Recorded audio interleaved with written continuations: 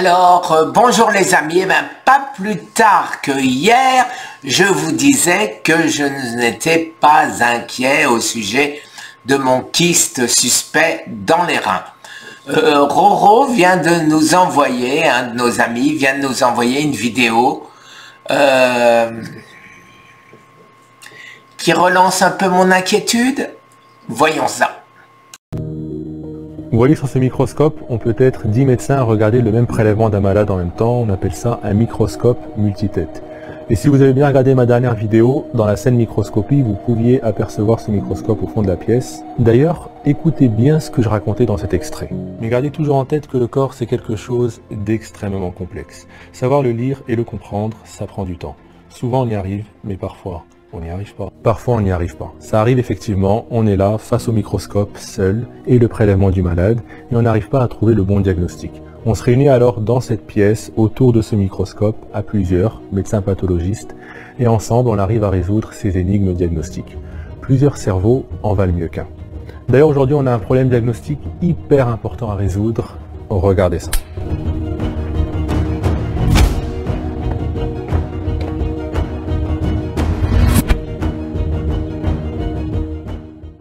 Bonjour à tous, Dr Isa avec vous. Un patient de 60 ans est suivi actuellement à l'hôpital pour un cancer du poumon. Ce cancer a été retiré il y a quelques temps par le chirurgien et pour le moment, le patient ne se plaint de rien. Mais comme beaucoup de malades qui ont eu un cancer, le patient est suivi de très près pour détecter une éventuelle récidive. Eh bien, si je vous parle de ça aujourd'hui, c'est parce que ce patient se trouve sur la table de scanner et on va aller voir ensemble tout de suite l'interprétation du scanner avec le radiologue. Là, je suis avec mon collègue Dr Alex, qui est radiologue interventionnel ici à l'hôpital, et on va aller voir le scanner du patient. Du coup, ça donne quoi? Bon, là, sur le scanner de contrôle, le thorax, les poumons, c'est normal. Ouais. Le cœur, il n'y a rien de particulier. Le foie, c'est à droite, il n'y a aucune lésion suspecte. La rate, il n'y a pas de lésion suspecte non plus.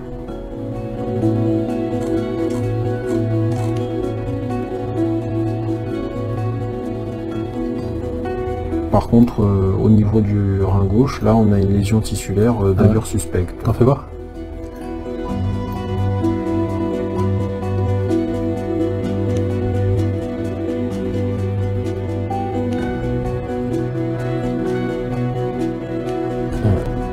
Je pense que ça peut être un cancer.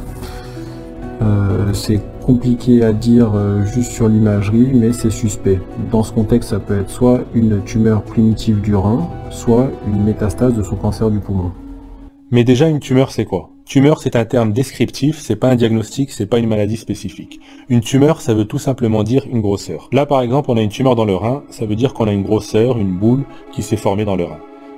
Pourquoi cette tumeur s'est formée? Eh bien, elle s'est probablement formée ici car des cellules prolifèrent de manière anormale. Il faut savoir qu'une tumeur peut être bénigne ou maligne. Vous le savez peut-être, la tumeur maligne, c'est ce qu'on appelle cancer. Mais savez-vous qu'est-ce qui différencie le cancer ou tumeur maligne d'une tumeur dite bénigne? Le point important, c'est qu'en général, une tumeur bénigne ne provoque pas la mort du patient, alors qu'une tumeur maligne peut provoquer la mort du patient en l'absence de traitement. La tumeur bénigne, en général, est faite de cellules qui se multiplient doucement, elle grossit alors lentement. La tumeur bénigne reste aussi localisée dans l'organe où elle naît et ne récidive pas lorsqu'on la retire chirurgicalement. La tumeur maligne, quant à elle, ou le cancer, est fait de cellules qui se multiplient de manière totalement incontrôlée et peut avoir une croissance rapide. Le cancer peut récidiver même quand le chirurgien le retire en totalité. Et une chose également très importante, c'est que le cancer a la capacité unique de pouvoir aller au-delà du site d'origine et disséminer dans tout l'organisme. Et c'est ça qui mène à la formation de ce qu'on appelle des métastases. Cette dissémination du cancer est souvent responsable du décès du patient. Savoir reconnaître une tumeur bénigne d'une tumeur maligne est donc très important car ça change totalement le pronostic, c'est-à-dire les chances de survie du patient, et ça change également totalement le type de traitement qu'il faut mettre en place pour tenter de guérir le patient. Savoir reconnaître une tumeur bénigne d'une tumeur maligne, c'est une partie très importante de mon métier de pathologiste, et vous allez voir qu'en examinant les cellules au microscope, il est possible de savoir avec certitude si ces cellules sont cancéreuses et même d'où elles proviennent. Tout ça afin de déterminer au mieux le type de traitement à proposer au patient. Mais faire ces diagnostics serait impossible sans l'ensemble des autres professionnels de santé qui forment une véritable équipe impliquée dans la prise en charge du malade, et vous allez bientôt comprendre pourquoi. Revenons maintenant à notre patient. On a retrouvé donc chez lui une tumeur dans le rein. Et la première chose qui nous préoccupe aujourd'hui, c'est de savoir si cette tumeur est bénigne ou maligne. En d'autres termes, est-ce que c'est un cancer? Et la deuxième chose qu'on veut savoir, c'est est-ce que cette tumeur correspond à son cancer du poumon qui s'est propagé au rein, ou est-ce que c'est une nouvelle tumeur qui s'est développée cette fois-ci dans le rein? On veut faire le diagnostic. Toutes ces questions sont hyper importantes parce que le pronostic de la maladie et le traitement qu'on va apporter au patient vont dépendre de ce qu'on va trouver dans cette tumeur. Et pour y répondre, il y a une seule solution, faire une biopsie de la tumeur et l'analyser au microscope. Il faut réaliser une biopsie. En gros, il faut réaliser un prélèvement sous scanner. Tu nous montres comment fonctionne le pistolet à biopsie? Là, on est donc dans la salle où le patient va être prélevé. Donc là, on a ce qu'on appelle un pistolet à biopsie. Pour faire le prélèvement, il suffit d'appuyer. Pour faire des biopsies de façon sécurisée, on utilise un coaxial. On va avec le coaxial dans l'organe cible, dans la lésion cible. Comment tu sais que tu es dans la lésion cible? Alors, on fait ça sous scanner et on avance étape par étape jusqu'à la lésion cible. L'idée, c'est de ne pas léser les organes de voisinage. Donc tu vois vraiment au scanner en temps réel où tu es exactement. Voilà, j'avance pas à pas jusqu'à que j'arrive à ma lésion cible. Une fois que je suis dans ma lésion cible, je dévisse, je retire et je mets mon pistolet armé dans le coaxial. Je déploie, je fais un contrôle scanner pour être sûr que je suis bien dans ma lésion et ensuite je prélève. Alors, petit détail hyper important, il faut savoir que ce geste est fait sous conditions d'asepsie strictes et sous anesthésie locale. Et là, Dr Alex va aller prélever le patient. Regardez ça.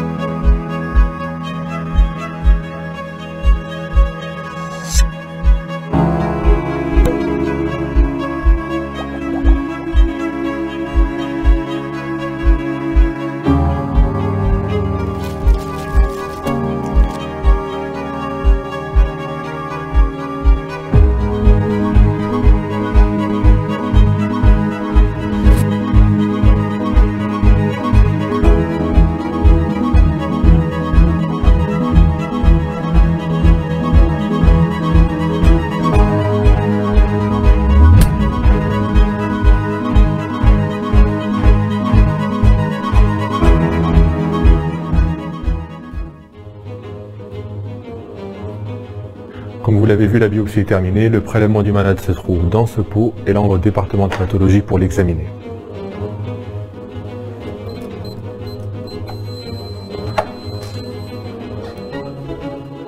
Là, premièrement, il va y avoir toute une partie technique qui va nous permettre, à partir donc de ce prélèvement, d'avoir une lame colorée analysable au microscope.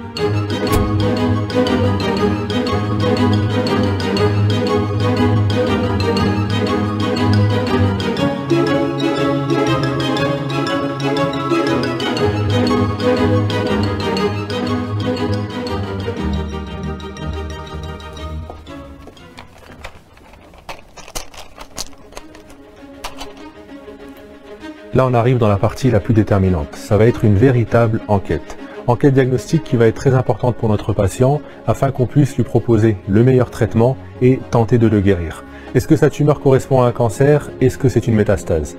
Eh bien, la réponse se trouve ici, sur cette lame, et on va la regarder tout de suite au microscope. Ça, je vous l'avais déjà dit dans la dernière vidéo, on ne fait pas juste de la contemplation au microscope, mais on doit savoir précisément ce qu'on cherche et on doit connaître les éventuels pièges.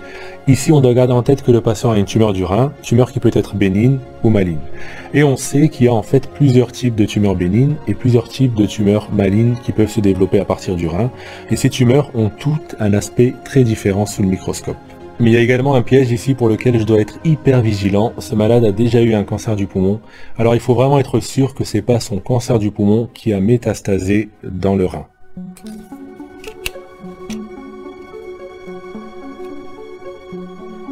Alors là déjà vous voyez on a du rein normal. Ça ressemble à ça.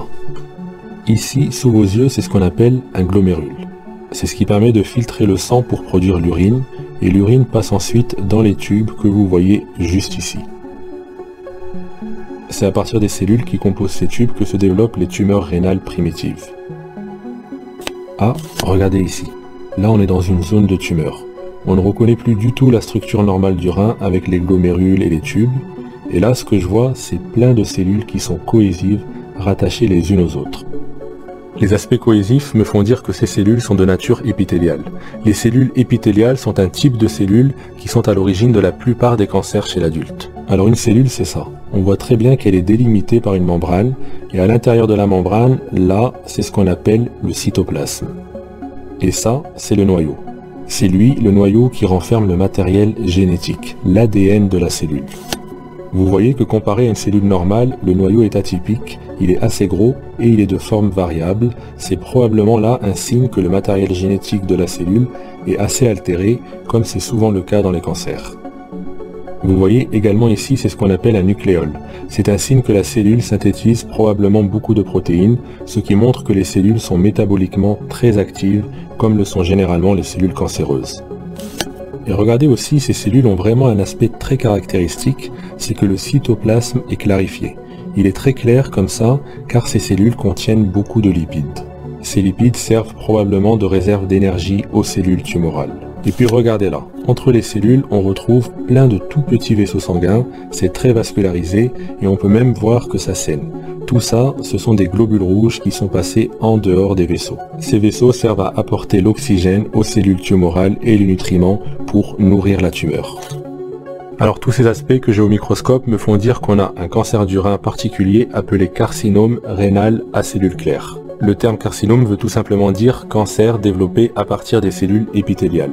Et le carcinome rénal à cellules claires est en fait le type de cancer le plus fréquent qu'on peut retrouver dans le rein. Mais attention, pour éliminer totalement la possibilité d'une métastase de son cancer du poumon au niveau du rein, je vais utiliser une technique spéciale qu'on appelle immunohistochimie. À l'aide de cette technique, je vais pouvoir détecter une protéine qu'on appelle PAX8 qui se trouve au niveau des cellules du rein mais pas des cellules du poumon. L'immunohistochimie me permet de détecter, là, en marron, que cette protéine est bien présente dans la tumeur. Maintenant, je suis vraiment certain que c'est bien un carcinome d'origine rénale et non une métastase du cancer du poumon. Je confirme maintenant définitivement que cette tumeur correspond bien à un cancer primitif du rein qu'on appelle carcinome rénal à cellules claires, et cette information va être capitale pour la prise en charge du malade. Voilà, l'enquête diagnostique que nous avons menée ensemble a permis de diagnostiquer chez ce malade un cancer du rein appelé carcinome rénal à cellules claires qui s'est développé de façon totalement indépendante de son cancer du poumon. Il faut savoir que lorsqu'on a un antécédent de cancer dans un organe, on peut parfois développer des métastases liées à ce cancer dans d'autres organes.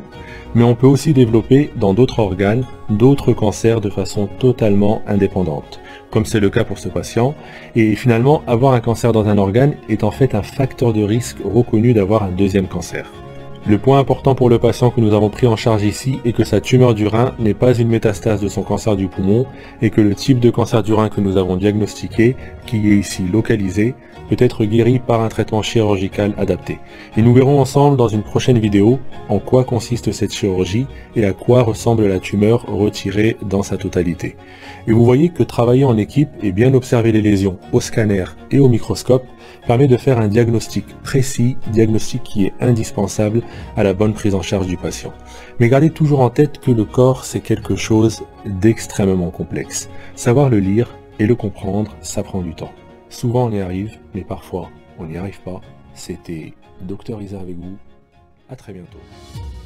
Alors les amis, inquiet, un peu plus que hier, certainement.